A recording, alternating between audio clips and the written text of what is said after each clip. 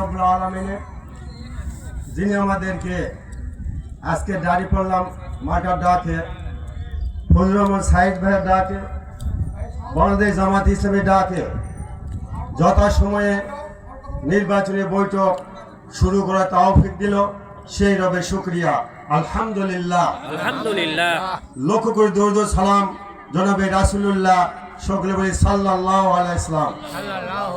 শুরুতে স্মরণ করছি সেই সকল শহীদদের যাদের ত্যাগের বিনিময়ে, যাদের রক্তের বিনিময়ে এদেশে আমরা 24শে আগস্টের অভ্যুত্থানের পরে এদেশ আবার দ্বিতীয়বার স্বাধীন হয়েছে। বিশেষ করে আলেম ওলামা দল, আলেম ওলামারা মুক্তভাবে এদেশে কথা বলার সুযোগ সৃষ্টি করে দিল।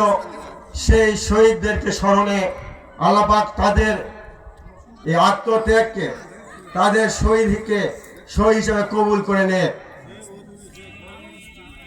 সে আন্দোলন করতে গিয়ে, ফ্যাসিস্টান আন্দোলন করতে গিয়ে যারা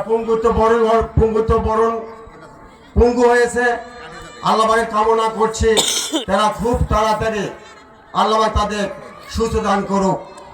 যে সকল পরিবারের একমাত্র উপার্জনক্ষম ব্যক্তি এই আন্দোলনে শহীদ হয়েছে, আল্লাহ পাক কুদরতে, নিজ কুদরতে তাদের পরিবারে সচ্চা দান করুন, আমিন। এবং সেই সকল মাদেরকে যারা বিপ্লবে করতে যায় শহীদ হয়েছে, সেই সকল শহীদের মাদেরকেও আল্লাহ পাক শহীদ হিসাবে কবুল করে, আমিন।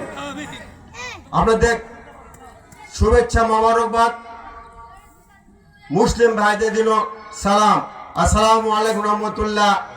অমুসলিম ভাইদের জন্য শ্রদ্ধা, আদাব। আপনারা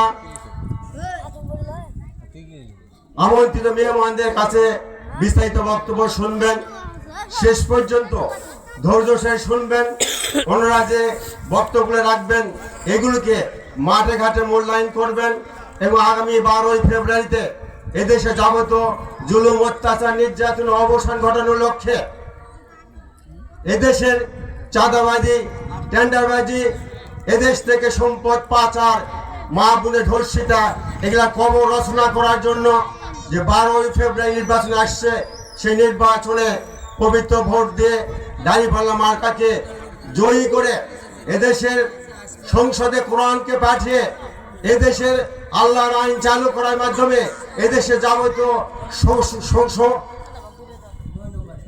অত্যাচার, নির্যাতন, শোষণ, যাবতীয় অন্যায় অকর্ম বন্ধ করার আহ্বান রেখে আপনাদের সকলকে শুভেচ্ছা জানিয়ে আমার এই সংক্ষিপ্ত শুভেচ্ছা বক্তব্য শেষ করছি। ওমা তৌফিক ইল্লা বিল্লাহ। আসসালামু আলাইকুম।